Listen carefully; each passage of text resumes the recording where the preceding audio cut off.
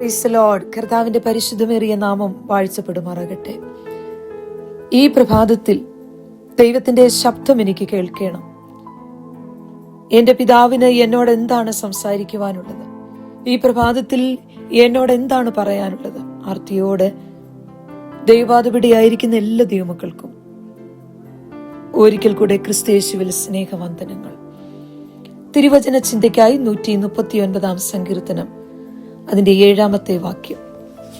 നിന്റെ ആത്മാവിനെ ഒളിച്ച് ഞാൻ എവിടേക്ക് പോകും? തിരുസന്നിധി വിട്ട് ഞാൻ എവിടേക്ക് ഓടും? ഈ സങ്കീർത്തനത്തിന്റെ 7 മുതൽ 12 വരെയുള്ള വാക്യങ്ങൾ ദൈവം സർവ്വവ്യാപിയാണെന്ന് വ്യക്തമാക്കുന്നു. ദൈവത്തെ ഒളിച്ച് ആർക്കും എങ്ങും പോയി മറഞ്ഞിരിക്കാൻ കഴിയുകയില്ല. എവിടെ പോയിരുന്നാലും അവിടെ ദൈവ സാന്നിധ്യമുള്ളത് കൊണ്ട് മറഞ്ഞിരിക്കാനോ ഒളിച്ചിരിക്കാനോ കഴിയുകയില്ല. യോന വാസ്തവത്തിൽ ദൈവത്തെ വിട്ട് ഒളിച്ചോടാൻ ശ്രമിക്കുകയാണ് ചെയ്തത്. പക്ഷെ യോന എവിടെയായിരുന്നുവോ അവിടെയെല്ലാം ദൈവസാന്നിധ്യം ഉണ്ടായിരുന്നത് കൊണ്ട് യോന മറഞ്ഞിരുന്നില്ല. ഈ പരിജ്ഞാനം കിട്ടിയ ദാവീദ് പറഞ്ഞു, ഞാൻ സ്വർഗത്തിൽ കയറിയാൽ നീ അവിടെയുണ്ട്, പാതാളത്തിൽ എന്റെ കിടക്ക വിരിച്ചാൽ നീ അവിടെയുണ്ട്. ഞാൻ ഉഷസ്സിൽ ചിറക് ധരിച്ച് സമുദ്രത്തിന്റെ അറ്റത്ത് എന്ന് പാർത്താൽ അവിടെയും നിന്റെ കൈ എന്നെ നടത്തും, നിന്റെ വലം കൈ എന്നെ പിടിക്കും. നാം എവിടെയായിരുന്നാലും അവിടെ തനിച്ചല്ല, അവിടെ നമ്മെ നടത്തുവാൻ ദൈവമുണ്ട്, നമ്മെ കൈക്ക് പിടിക്കാൻ ദൈവമുണ്ട്. മനുഷ്യനെ ഒളിച്ച് ലോകത്ത് എവിടെ വേണമെങ്കിലും പാർക്കാൻ കഴിയും, ആരും അറിയുകയില്ല. എന്നാൽ ദൈവത്തെ ഒളിച്ച് എവിടെയെങ്കിലും പാർക്കാമെന്ന് ആരെങ്കിലും കരുതിയാൽ അവർ വെറും ഭോഷരാണ്. ദൈവം ചോദിച്ചൊരിക്കൽ, ഞാൻ കാണാതെ വണ്ണം ആർക്കെങ്കിലും ഒളിപ്പാൻ കഴിയുമോ? ഞാൻ ആകാശവും ഭൂമിയും നിറഞ്ഞിരിക്കുന്നവനല്ലോ. സ്വർഗത്തിലും ഭൂമിയിലും പാതാളത്തിലും ഈ പ്രപഞ്ചത്തിന്റെ എല്ലാ മുക്കിലും മൂലയിലും ദൈവം നിറഞ്ഞു നിൽക്കുന്ന ദൈവമാണ്. യേശു ഒരിക്കൽ പറഞ്ഞു, സ്വർഗത്തിൽ ഇരിക്കുന്നവനായി, സ്വർഗത്തിൽ നിന്ന് ഇറങ്ങി വന്നവനായ മനുഷ്യപുത്രനല്ലാതെ ആരും സ്വർഗത്തിൽ കയറിയിട്ടില്ല. യേശു ഭൂമിയിലായിരുന്നപ്പോൾ പറഞ്ഞു താൻ സ്വർഗത്തിൽ ഇരിക്കുന്നവനാണെന്ന്. ലോകത്തിൽ ഒരു മനുഷ്യനും ഒരേ സമയം 2 സ്ഥലത്തായിരിക്കാൻ കഴിയുകയില്ല. 2-3 പേർ എന്റെ നാമത്തിൽ കൂടി വരുന്ന ഇടത്ത് ഞാൻ അവരുടെ നടുവിലുണ്ടെന്ന് ഭോഷ്ക് പറയാത്ത യേശുവാണ് പറഞ്ഞത്. 10,000 സ്ഥലങ്ങളിൽ ദൈവജനം ദൈവനാമത്തിൽ ഒരേ സമയത്ത് കൂടി വന്നാലും അവിടെയെല്ലാം ദൈവത്തിന്റെ സാന്നിധ്യം ഉണ്ടെന്നുള്ളതാണ് നമ്മുടെ ദൈവത്തിന്റെ പ്രത്യേകത. സൂര്യൻ അഭിമുഖമായി 10,000 പാത്രത്തിൽ വെള്ളമിരുന്നാൽ അതിലെല്ലാം സൂര്യനെ കാണുന്നു.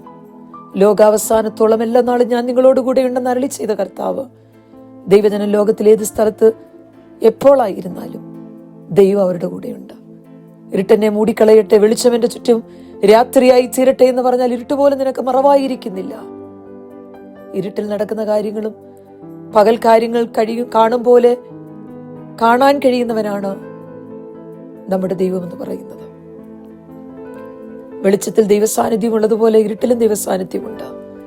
ഉഷസ്സിൽ ചിറക് ധരിച്ച സമുദ്രത്തിന്റെ അറ്റത്ത് എന്ന് പാർത്താൽ രാവിലെ കിഴക്ക് സൂര്യൻ ഉദിക്കുന്ന സമയം മുതൽ സൂര്യകിരണങ്ങളോടൊപ്പം സഞ്ചരിച്ച് വൈകുന്നേരം പടിഞ്ഞാറെ കടൽ വരെ, അവിടെ വരെ ചെന്ന് സൂര്യൻ അസ്തമിക്കുന്ന രാത്രി വരെ സഞ്ചരിച്ചാലും അവിടെ എല്ലാം ദൈവമുണ്ടെന്ന് പറഞ്ഞാൽ പകൽ മുഴുവനും സൂര്യപ്രകാശത്തോടൊപ്പം സഞ്ചരിച്ച എല്ലായിടത്തും സൂര്യൻ അസ്തമിക്കുന്ന സമയത്തും എവിടെയെല്ലാം സഞ്ചരിക്കുന്നുവോ അവിടെയെല്ലാം നിറഞ്ഞു നിൽക്കുന്ന ദൈവസാന്നിധ്യമാണ് സങ്കീർത്തനക്കാരൻ ആത്മാവിൽ കണ്ടത്. എന്റെ പ്രിയ സഹോദരങ്ങളെ, നമ്മുടെ കർത്താവ് നമ്മളോട് വാഗ്ദത്തം ചെയ്തു, ലോകാവസാനത്തോളം എല്ലാ നാളും ഞാൻ നിങ്ങളുടെ കൂടെയുണ്ട്. ഒരു ദൈവവൈദ്യ ലോകത്തിൽ എവിടെ ചെന്ന് വാർത്താലും അവിടെ ദൈവത്തിന്റെ സാന്നിധ്യമുണ്ട്. ഹോസ്പിറ്റലിലാകട്ടെ, ഭൂലോകത്തിന്റെ ഏതറ്റത്ത് എന്ന് വാർത്താലും, കൂരിരുൾ താഴ്വരയിൽ കൂടെ നടക്കുമ്പോഴാകട്ടെ, ഓപ്പറേഷൻ തിയേറ്ററിലാകട്ടെ, ICU വാർഡിലോ എല്ലാം ദൈവം നമ്മുടെ കൂടെയുണ്ടെന്ന് ഉറപ്പ് ലഭിച്ചിട്ടുള്ളതിനാൽ നാം ഭാഗ്യവാന്മാരാ. ദൈവത്തെ വിളിച്ചപേക്ഷിക്കുമ്പോഴൊക്കെയും ദൈവം നമുക്ക് ഇത്രയും അടുത്തിരിക്കുന്ന വേറൊരു ജാതിയില്ലെന്ന ദൈവമക്കൾ ഒരു സമയത്ത് എവിടെയെല്ലാം ഇരുന്ന് വിളിച്ചപേക്ഷിച്ചാലും അവർക്ക് ദൈവം സമീപസ്ഥനായി അനുഭവിച്ചറിയുവാൻ കഴിയും. എല്ലാവരാലും ഒറ്റപ്പെടുന്ന അനുഭവം ഉണ്ടായാലും വിളിച്ചപേക്ഷിച്ചാൽ സഹായത്തിനായി ദൈവം എത്തിച്ചേരും. ദൈവമക്കൾ വീട്ടിൽ വന്ന് പ്രാർത്ഥിക്കുമ്പോൾ ആ വീട്ടിലോ മുറിയിലോ മാത്രം കേൾക്കത്തക്ക നിലയിൽ പ്രാർത്ഥിക്കുമ്പോൾ കോടാനുകോടി മൈലുകൾക്കപ്പുറമുള്ള സ്വർഗത്തിലിരിക്കുന്ന ദൈവം എങ്ങനെ ഇത് കേൾക്കുമെന്നൊക്കെ ഞാൻ ചെറുപ്പത്തിൽ ചിന്തിച്ചിട്ടുണ്ട്. എന്നാൽ പിന്നീട് മനസ്സിലായി, ദൈവ സാന്നിധ്യം എല്ലായിടത്തുമുള്ളതിനാൽ ദൈവം പ്രാർത്ഥന കേൾക്കുന്നുവെന്ന്. നമ്മളെല്ലാവരും ഇരിക്കുന്നതും എഴുന്നേൽക്കുന്നതും നടക്കുന്നതും എല്ലാം അറിയുന്നതിന്റെ ഒരു കാരണം ദൈവ സാന്നിധ്യം എല്ലായിടത്തും ഉള്ളത് കൊണ്ടാണ്. മനുഷ്യൻ പറയുന്ന ഏത് നിസ്സാര വാക്കിനും കണക്ക് ബോധിപ്പിക്കേണ്ടി വരുമെന്ന് കർത്താവ് പറഞ്ഞതിന്റെ കാരണം എല്ലായിടത്തും നിറഞ്ഞു നിൽക്കുന്ന സർവ്വവ്യാപിയായ ദൈവം സകല മനുഷ്യരുടെയും സകല ചലനങ്ങളും സകല വാക്കുകളും കേട്ടുകൊണ്ടിരിക്കുകയാണ്. നമ്മുടെ വീടുകളിൽ നടക്കുന്ന സകല സംഭാഷണങ്ങൾ ദൈവം കേട്ടുകൊണ്ടിരിക്കുന്നു എന്നുള്ള ഓർമ്മ നമുക്കുണ്ടായിരിക്കണം. അങ്ങനെയെങ്കിൽ നമ്മുടെ ജീവിതത്തെ നിയന്ത്രിക്കുവാൻ കഴിയും. സങ്കീർത്തനക്കാരൻ എഴുതി, യഹോവേ എന്റെ പക്ഷത്തുണ്ട്, ഞാൻ ഭയപ്പെടുകയില്ല. ദൈവമക്കളെ, യാക്കോബിന്റെ ദൈവം നമ്മുടെ ദുർഗമാകുന്നു. തിരുവചനം പറയുന്നു, നീ വെള്ളത്തിൽ കൂടെ കടങ്ങുമ്പോൾ ഞാൻ നിന്റെ കൂടെ ഇരിക്കും. നീ നദിയിൽ കൂടെ കടങ്ങുമ്പോൾ നിന്റെ മീതെ കവിയത്തില്ല. തീയിൽ കൂടെ നടന്നാൽ വെന്തുപോകത്തിൽ അഗ്നിജ്വാല നിന്നെ ദഹിപ്പിക്കുകയില്ല. ഏത് സാഹചര്യത്തിലൂടെ നടന്നാലും സർവ്വവ്യാപിയായ ദൈവത്തിന്റെ സാന്നിധ്യം നമ്മുടെ കൂടെയുണ്ടെന്ന്. അതുകൊണ്ട് ഈ പ്രഭാതത്തിൽ നമുക്ക് നമ്മെ തന്നെ ദൈവങ്ങളിലേക്ക് സമർപ്പിച്ചു കൊടുക്കാം.